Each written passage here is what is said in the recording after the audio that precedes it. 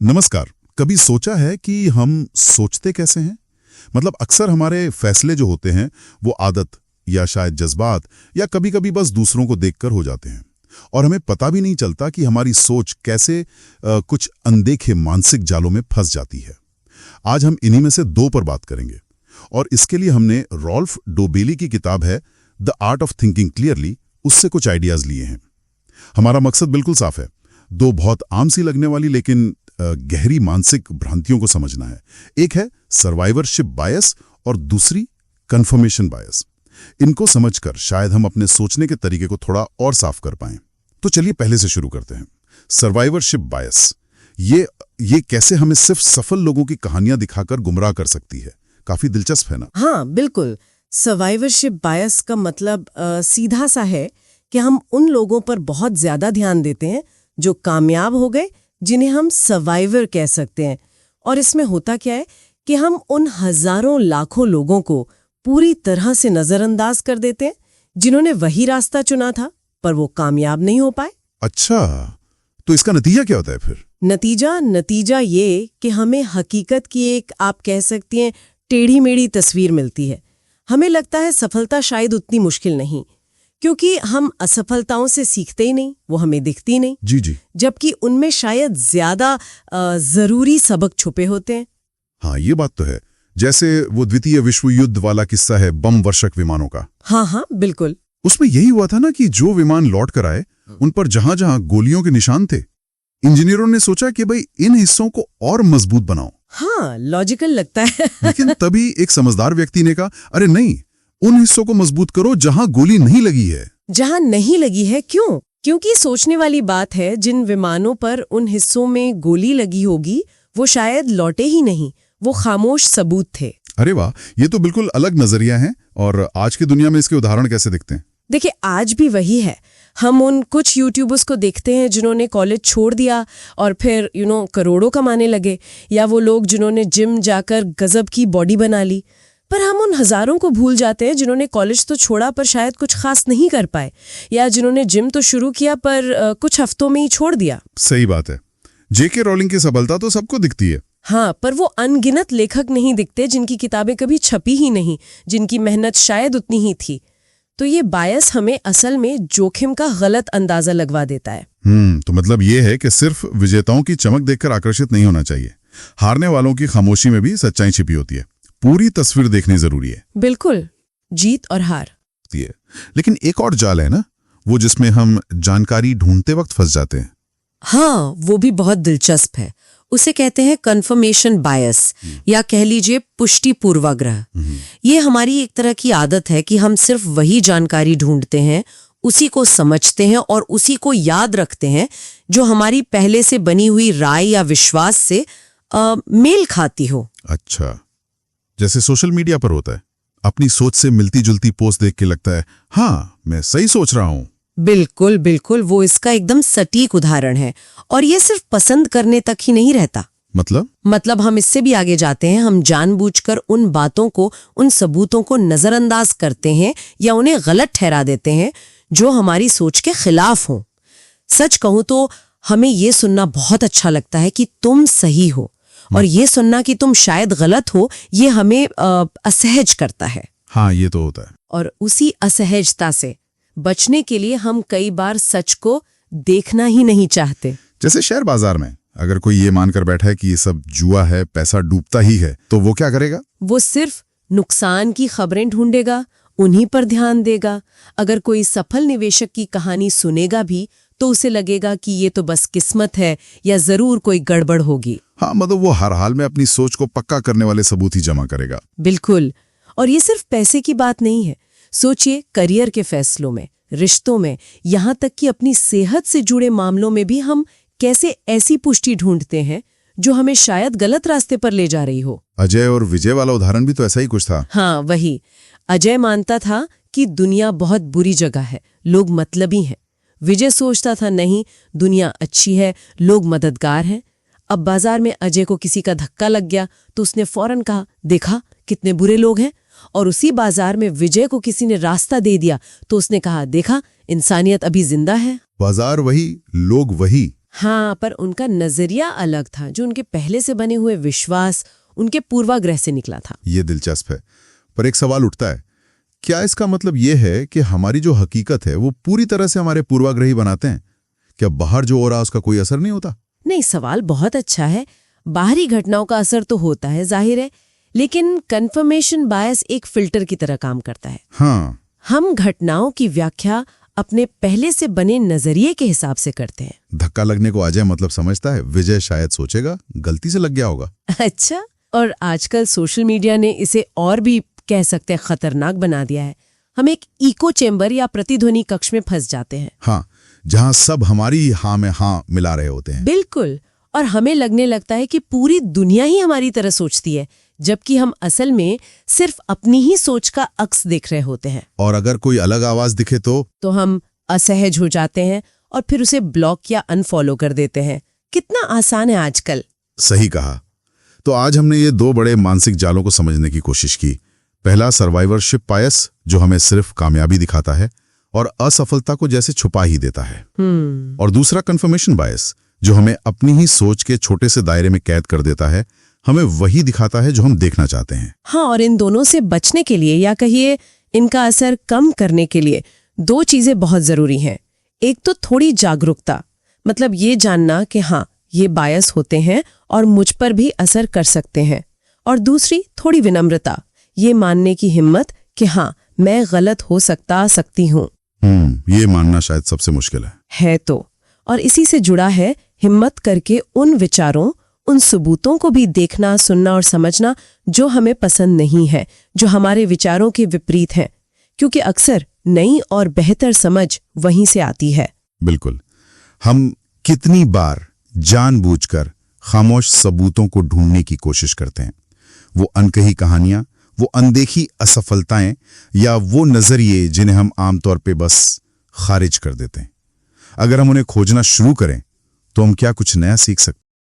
आज हम 4 मुख्य बातों पर फोकस करेंगे: कॉन्फर्मेशन बायस, फिर social proof, sunk cost fallacy और हाइंडसाइट बायस। ये नाम सुनने में भारी लगते हैं, पर हैं बड़े काम के। बिल्कुल, ये सिर्फ शब्द नहीं है, ये हमारी रोज की सोच का हिस्सा है, अक्सर पता भी नहीं चलता। तो पहला है कॉन्फर्मेशन बायस। स्रोत इसे कहता है मीठा जहर। मीठा जहर, हाँ। इसका मतलब है कि हम उन बातों या सबूतों को ज्यादा तवज्जो देते हैं, उन्हें ढूंढते हैं जो हमारी पहले से बनी हुई राय से मेल खाती हो। मतलब जो सुनना चाहते हैं वही सुनते हैं। एग्जैक्टली। और जो उससे अलग हो उसे नजरअंदाज कर देते हैं। इसमें खतरा क्या है फिर? खतरा यह है कि हमारी सोच धीरे धीरे एक दायरे में सिमट जाती है। हम नए विचारों के लिए बंद हो जाते हैं। स्रोत एक बहुत अच्छा सवाल उठाने को कहता है। कौन सा सवाल? कि हमें खुद से पूछना चाहिए, क्या मैं ये इसलिए मान रहा हूं क्योंकि ये सच है, या सिर्फ इसलिए क्योंकि मैं चाहता हूं कि ये सच हो। ये तो गहरी बात है, खुद की ईमानदारी परखने जैसा। बिल्कुल। अब आते हैं सोशल प्रूफ पर। अच्छा, सोशल प्रूफ, यानी जब समझ ना आए कि क्या करें तो हम देखते हैं कि बाकी सब क्या कर रहे हैं, है ना? जैसे वो उदाहरण दिया है किताब में कि आप किसी अनजान शहर में हो, एक रेस्टोरेंट खाली पड़ा है, दूसरा भरा हुआ है, तो भीड़ वाले में ही जाएंगे। हाँ, ये तो होता है। या फिर YouTube पर कौन सा वीडियो देखेंगे जिस पर व्यूज ज्यादा हो। हाँ, ये तो रोज की बात है। एक और उदाहरण था ना उसमें कि कोई आदमी सड़क पे आसमान में देख रहा है, हाँ, और धीरे धीरे भीड़ जमा हो जाती है, वो भी ऊपर देखने लगती है, बिना ये पूछे कि भाई देख क्या ये हो। बिल्कुल, ये हमारी फितरत है, झुंड के साथ सुरक्षित महसूस करना। लेकिन ये खतरनाक भी हो सकता है। कैसे? क्योंकि हम ट्रेंड्स फॉलो करने लगते हैं, फैशन, विचार, सिर्फ इसलिए कि सब कर रहे हैं।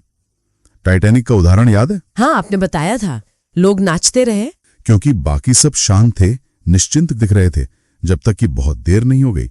भीड़ हमेशा सही नहीं होती। ये बात तो है। अब अगला, संक कॉस्ट फैलेसी, ये क्या चीज है? संक कॉस्ट फैलेसी, सोचिए, आपने मूवी का टिकट खरीदा, हाँ, फिल्म एकदम बोरिंग है, लेकिन आप बैठे हैं। क्यों? क्योंकि पैसे लगे हैं, वसूल तो करने हैं। बस यही है संक कॉस्ट फैलेसी। जो पैसा या समय जा चुका है वो डूब चुका है, यानी संक हो चुका है। अच्छा, तो ये सिर्फ पैसों के लिए नहीं है? नहीं, बिल्कुल नहीं। ये असफल रिश्तों पर भी लागू होता है, या कोई प्रोजेक्ट जो चल नहीं रहा, या नौकरी जिसमें मन नहीं लगता। हाँ, हम उसमें टिके रहते हैं क्योंकि हमने उसमें बहुत टाइम, इमोशंस, मेहनत लगा दी होती है। हम सोचते हैं, अरे इतना कुछ इन्वेस्ट कर दिया, आप कैसे छोड़ें? तो मतलब जो गया सो गया, आगे देखना चाहिए। एग्जैक्टली स्रोत यही समझाता है, वो जो खर्च हो चुका वो वापस नहीं आएगा। उसके चक्कर में और नुकसान करना समझदारी नहीं है।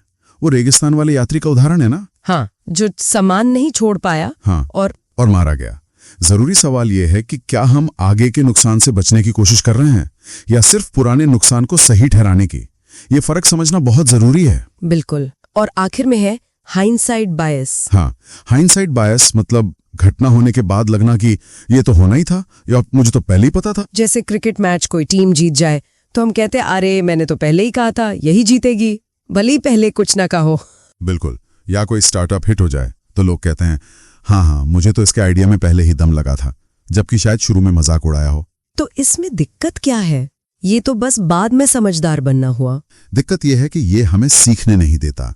ये हमें एक झूठा एहसास देता है कि हम भविष्य का अंदाजा लगा सकते थे, कि नतीजा तो ऑब्वियस था। अच्छा, तो जब नतीजा ऑब्वियस लगता है तो हम ये नहीं सोचते कि उस वक्त क्या अनिश्चितता थी, हमारा अंदाजा क्यों गलत या सही हुआ। हम अपनी गलतियों से सबक नहीं लेते। मतलब हम अपनी समझने की शक्ति को बढ़ा चढ़ा कर आंकते हैं। हाँ, बिल्कुल। और इससे हमारी सीखने की क्षमता कम हो जाती है। हमें लगता है हम तो पहले से ही सब जानते थे। तो ये चारों कॉन्फर्मेशन बायस, social proof, sunk cost fallacy और हाइंडसाइट बायस, ये सब हमारी सोच को चुपके से कंट्रोल कर सकते हैं। हाँ, ये दिमाग के शॉर्टकट्स हैं जो अक्सर हमें गलत रास्ते पर ले जाते हैं बिना हमें पता चले। तो हमने आज इन पर बात की, समझा कि ये कैसे काम करते हैं। पर एक बात और है, इन पैटर्न्स को सिर्फ जान लेना काफी नहीं है। सही बात है। असली चुनौती तो तब शुरू होती है जब हम वाकई में अपनी सोच पर सवाल उठाना शुरू करते हैं, खासकर तब जब फैसला महत्वपूर्ण हो। मतलब खुद को रोकना और पूछना कि कहीं मैं इनमें से किसी बायस का शिकार तो नहीं हो रही। हाँ, क्या मैं वाकई सबूत देख रहा हूं या सिर्फ अपनी राय पक्की कर रहा हूं? क्या मैं इसलिए कर रहा हूं क्योंकि सब कर रहे हैं? क्या मैं अतीत के बोझ तले दब रहा हूं या मुझे बस लग रहा है कि मुझे पहले पता था? शायद यही आत्म जागरूकता और बेहतर सोच की तरफ पहला कदम है। बिल्कुल। तो कोशिश करते हैं समझने की कि हमारी सोच हमें कैसे कभी-कभी धोखा दे जाती है। हाइंडसाइट बायस। हाँ, हाइंडसाइट बायस। ये वो एहसास है ना जब कुछ हो जाता है और हमें लगता है अरे ये तो मुझे पहले से ही पता था ऐसा होगा। हाँ, बिल्कुल, मैं तो कह ही रहा था। एग्जैक्टली। और किताब यही कहती है कि इसी चक्कर में हम अक्सर दूसरों के पुराने फैसलों को गलत मान लेते हैं क्योंकि नतीजा सामने है। सही बात है, हम भूल जाते हैं कि उस वक्त उनके लिए सिचुएशन इतनी क्लियर नहीं थी। हाँ, और शायद हमारा दिमाग कहानी गढ़ लेता है चीजों को आसान बनाने के लिए। तो सवाल ये है कि क्या सच में पता था या ये बस बाद की समझदारी है? सोचने वाली बात है। और इसी से जुड़ा एक और बहुत ही आम सा जाल है लॉस अवर्जन। Loss aversion. इसका सीधा सा मतलब है कि कोई चीज पाने की खुशी से कहीं ज्यादा हमें उसे खोने का डर होता है। अच्छा। हाँ, कहते हैं कि नुकसान का जो दर्द है वो फायदे की खुशी से लगभग दुगना ज्यादा महसूस होता है। ओह, दुगना। बिल्कुल। किताब में वो रोहन वाला उदाहरण याद आता है ना? हाँ, वो दुकान खोलने वाला। वही, सालों की प्लानिंग, बचत, सब कुछ, लेकिन दुकान खोलने से झिझक रहा है सिर्फ इस डर से कि कहीं जमा पूंजी डूब ना जाए। हाँ, दिमाग बस यही सोचता रहता है, अगर खो दिया तो।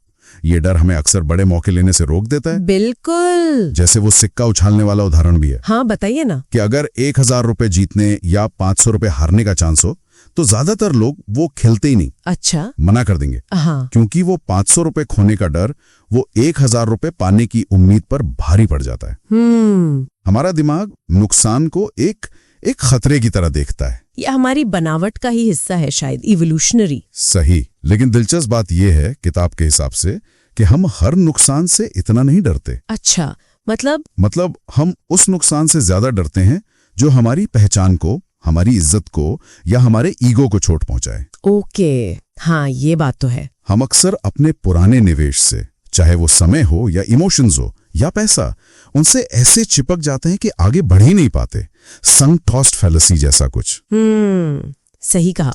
तो फिर खुद से ये पूछना कितना जरूरी हो जाता है कि क्या ये फैसला वाकई गलत है या सिर्फ नुकसान होने का डर हावी है। बिल्कुल। क्योंकि असली नुकसान शायद वो है ही नहीं जो हो गया, बल्कि वो है जो इस डर के मारे कभी किया ही नहीं। सही, एकदम सही।